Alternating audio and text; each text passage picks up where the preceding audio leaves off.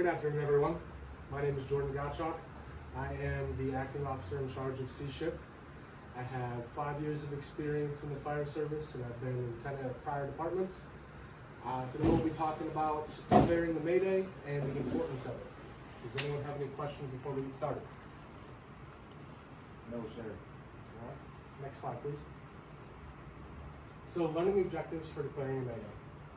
Define a Mayday versus emergency traffic. So we'll learn when to declare that Mayday and call for it versus what's just pertinent information for an officer to hear. Know how you call a Mayday and how it can make a difference in your survival.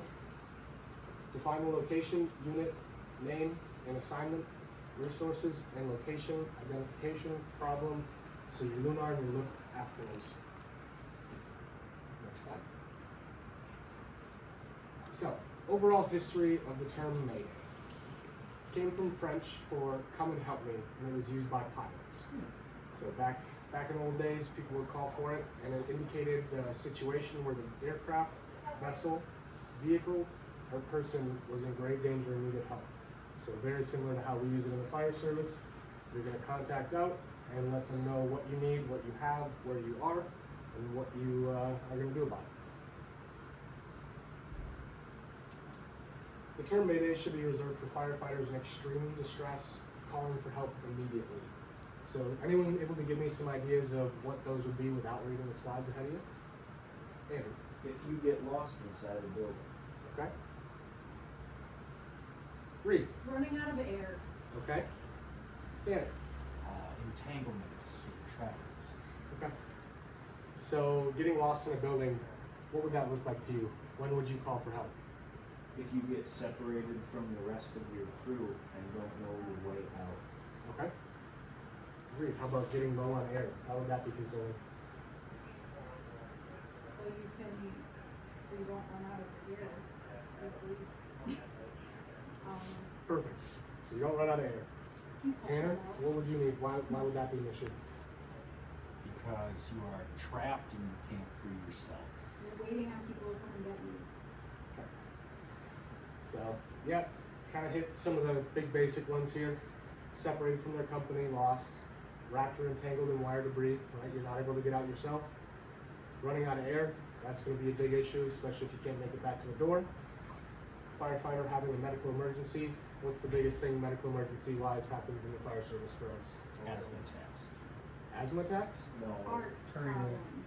Cardiac problems, right? And trapped or caught in a structural collapse. So building goes down, you're stuck, you need help. Next slide, please. Emergency traffic should be reserved for imminent hazard or a situation that is of immediate danger. Let's go over some of those ideas. So what would be emergency traffic, so compared to a Mayday? Zach. Emergency traffic could be like you notice some hazard like, gas tank near the building Okay.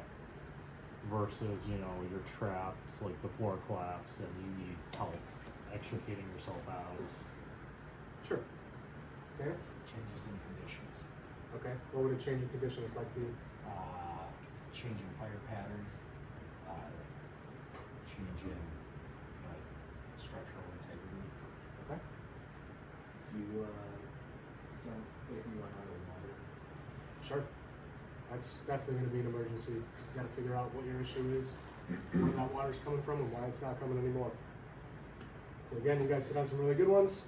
So exiting the building very low on air, that could be a Mayday or it could be emergency traffic. If you're able to get out yourself and you can find that door, it's probably not going to be a Mayday. You just need to let people know you're going out. Reporting the blown or uncharged hose line, again, going back to that water issue, not being able to put the fire out. Structural hazards that put firefighter in immediate danger, such as a hole in the floor, missing stairs, interior collapse. I'm sure a lot of you guys have seen it. I've had ceilings come down on me. I was able to get out. It wasn't an issue, but it's still something you got to report and let commando, because that's going to might change the way the trajectory of the fire is going. Rapid fire spread, flashover, rapidly changing conditions, and other behavior. Any changes in that fire behavior, something IC should know that they might not be able to see from the outside. Report missing civilian occupants to working companies. So you hear something on the outside, You got mom outside telling you, hey, my baby's trapped in there. Yeah, that's going to be pertinent information for that rescue team to go and find.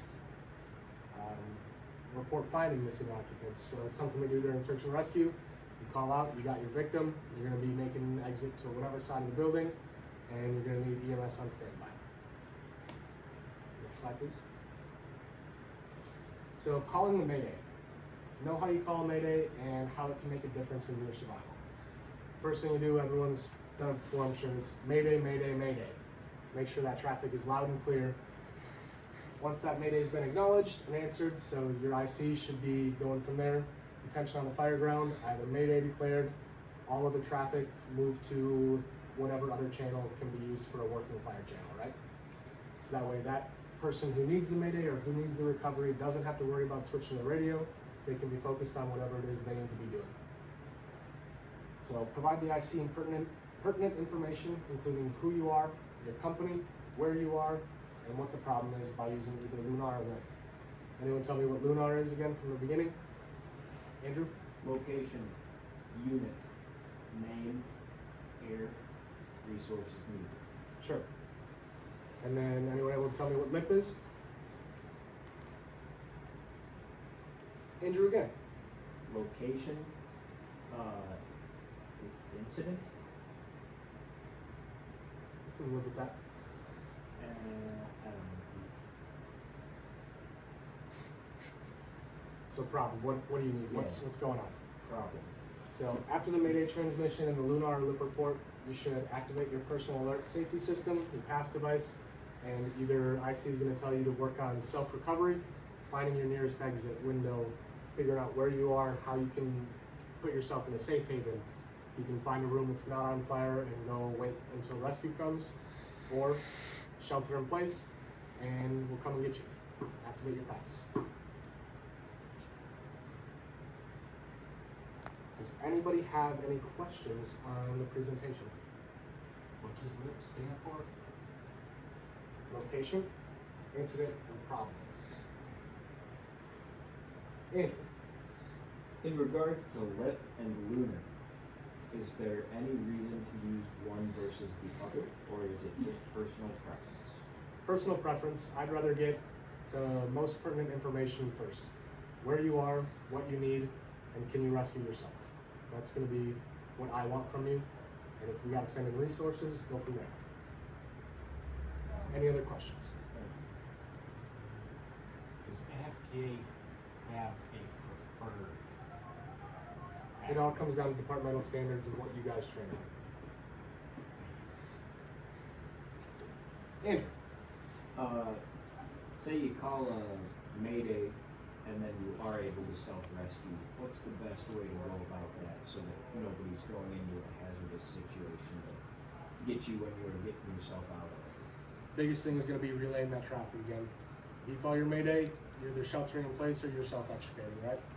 So if you can self-extricate, let command know, hey, I'm working on getting out the second story window, what have you. I need a ladder thrown to the Charlie side. You get that ladder thrown, I'll be able to get myself out. Once we go from there, we know we don't have to send any extra resources in specifically for you. All right, we're gonna take a quick little quiz.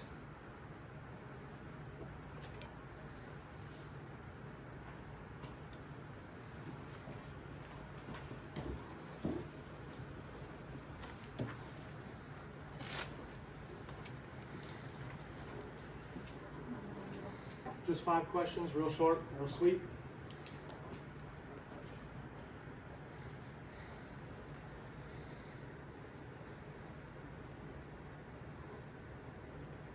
What's the date? 17th. My pen's not working. You can get it.